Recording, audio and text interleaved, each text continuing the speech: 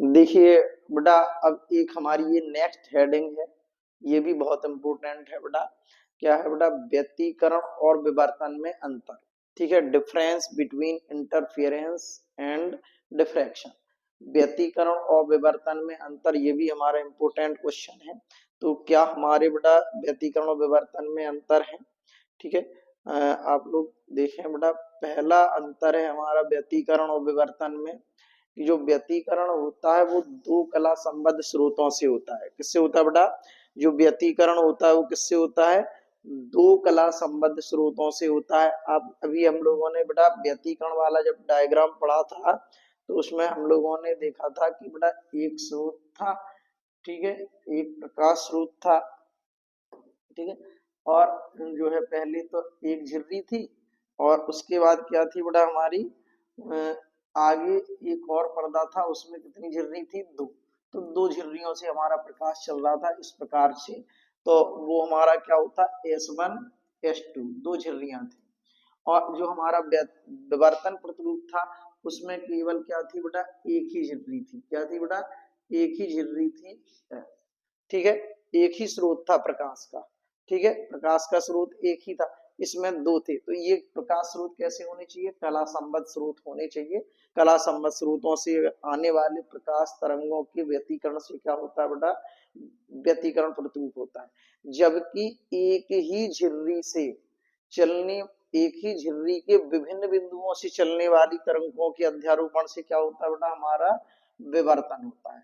विवर्तन किससे होता है बोलो? एक ही झिर्री के, किसके बेटा? या एक ही तरंगाग्र की विभिन्न बिंदुओं से आने वाली द्वितीयक तरंगाओं के अध्यारोपण से प्राप्त होता है। चाहे झिर्री कह दो या तरंगाग्र कह सकते हैं। ठीक है, और यहाँ पे कितने? दो प्रकाश तरंगों के अध्यारोपण से प्राप्त होता है।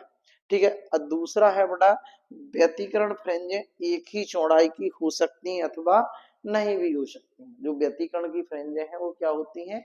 एक ही चौड़ाई की हो सकती हैं, ठीक है, या फिर नहीं भी हो सकती। लेकिन विवर्तन फ्रेंजें कभी भी एक ही चौड़ाई की नहीं हो सकती।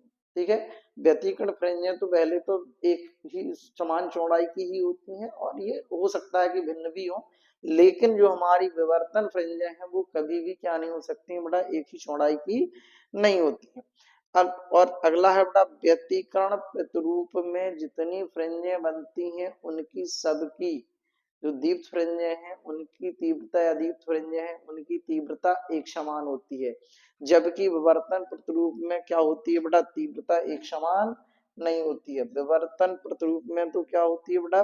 व्यतिकरण प्रतिरूप में सभी फ्रेंजें एक ही तीव्रता की बनती हैं, चाहे वो दीप्त फ्रेंज हो चाहे अदीप्त फ्रेंज हो, दोनों की क्या होती है? तीव्रता समान होती है।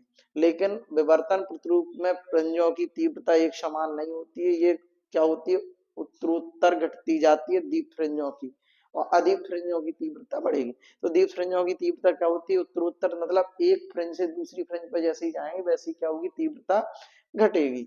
ठीक है, अगला पॉइंट है चौथा, व्यतिकरण प्रतिरूप में दीप्त व अदीप्त फ्रेंजों के बीच एक अच्छा विपर्यास होता है, गुड कंट्रास्ट होता है। मतलब दोनों की कलर क्लियर क्लियर दिखेंगे, ये ब्लैक ब्लैक वाला है या ये व्हाइट वाला है।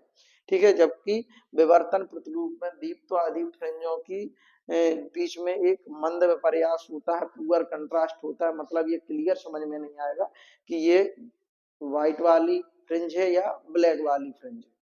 ठीक है, अगली बात समझे तो बेटा हमारी ये चार अंतर है व्यतिकरण और विवर्तन में। एक शॉर्ट में जल्दी से देखते हैं। पहला हमारा क्या है? ये दो कला संबद्ध स्रोतों से चलने वाली तरंगाओं के अध्यारोपण से होता है व्यतिकरण, जबकि एक ही तरंगाग्र के विभिन्न बिंदुओं से चलने वाली तरंगों के अध्यारोपण से होता है विवर्तन।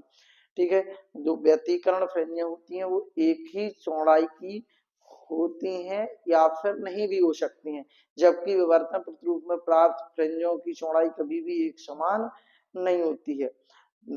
तीसरा पॉइंट है व्यतिकरण में कि जो हमारी क्या होती है? सभी फ्रेंजों की तीव्रता क्या होती है बेटा? एक समान होती है, जबकि विवर्तन प्रतिरूप में दीप्त फ्रेंजों की तीव्रता उत्तरोत्तर घटती जाती है। चौथा है बेटा इनमें दीप्त और अदीप्त फ्रेंजों के बीच गुड कंट्रास्ट होता है, और विवर्तन प्रतिरूप में दीप्त और अदीप्त फ्रेंजों के बीच गुड कंट्रास्ट नहीं होता है। Thank you.